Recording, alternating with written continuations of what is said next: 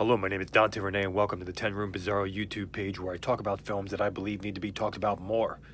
Like tonight's film. This is 1986's JOCKS. This is part of a double bill from Code Red, Maria's B-Movie Mayhem with classroom teasers, which I'll be looking at in the future. But this is JOCKS. There's the poster right there, if you can see it. On the top of the poster it says, "Champions aren't born, they're made." Awesome movie. JOCKS 1986. There's also some ideas that it was done in 87 or released in 87, but it's actually the copyright is 86. Excuse me. Got some recovering from a cold here. But anyway, so yeah, this is JOCKS right here, folks. Very excited to talk about this. This is a great teen sex comedy that is very unique and very different and exists in its own world. I have some notes below me here, so you might see my eyes divert. So let's get into JOCKS 1986 because, you know, from the poster that I showed you, you could assume a few things, you know. That poster right there. You think you understand it.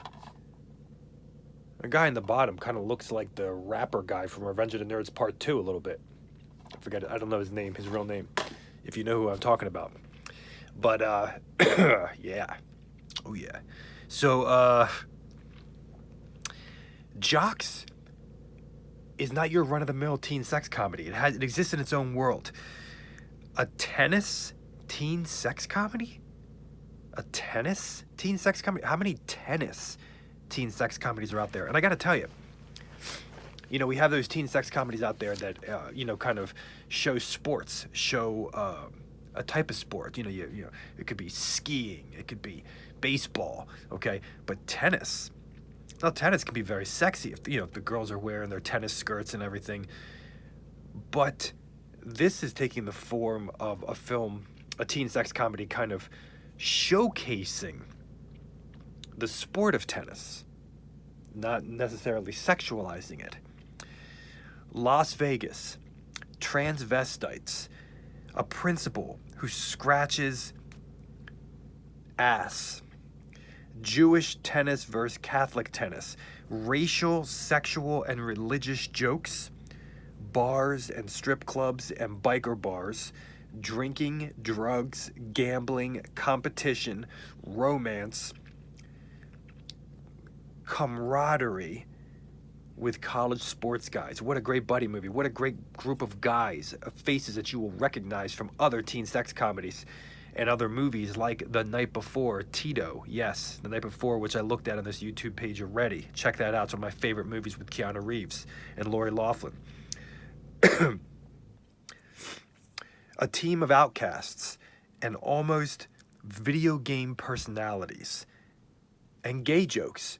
We have it all here, folks, in 1986's JOCKS. We have wall-to-wall music in this awesome film. 80s pop, rock, Latin, country, romantic, light synth, 80s, emotional, nostalgic. It's all here. The opening credits are kind of, we have blue with a freeze frame, very unique style to the opening credits. We got topless scenes in here, great shorts and boobs within shirts, strip games.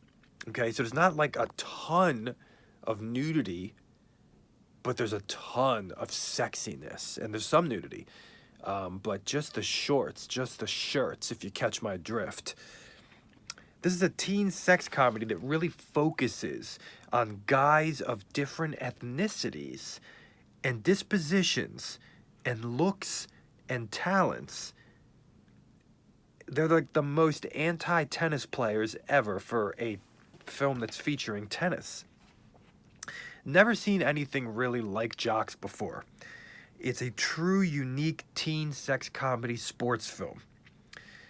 We have a light 80s party, fun, tennis, school respect, respect for the coach.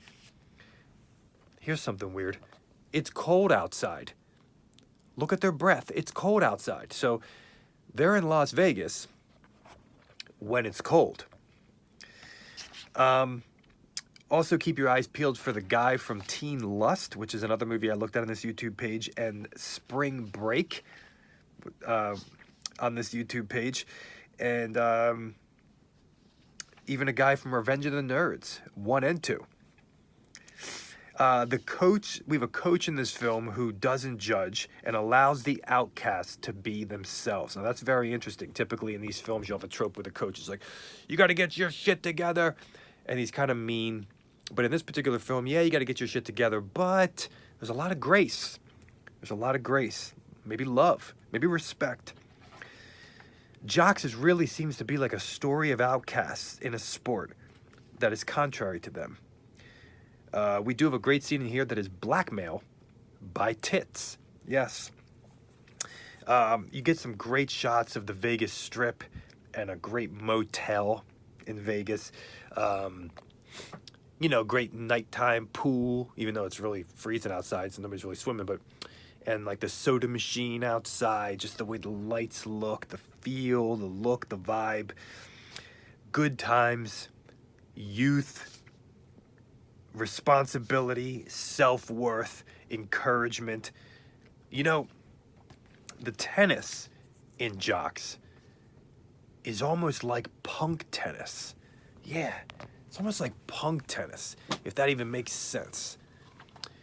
This is not what you're expecting here, because there's a girl here with, you know, her shirt, and you're thinking, oh, this is a movie about a bunch of guys that bang a bunch of girls, and, you know, and they're the jocks, and we're going to redefine your image of that poster. We're going to redefine what you think of jocks in teen sex comedies, and we're going to redefine what you have seen with tennis in any movie, and, you know, combining it with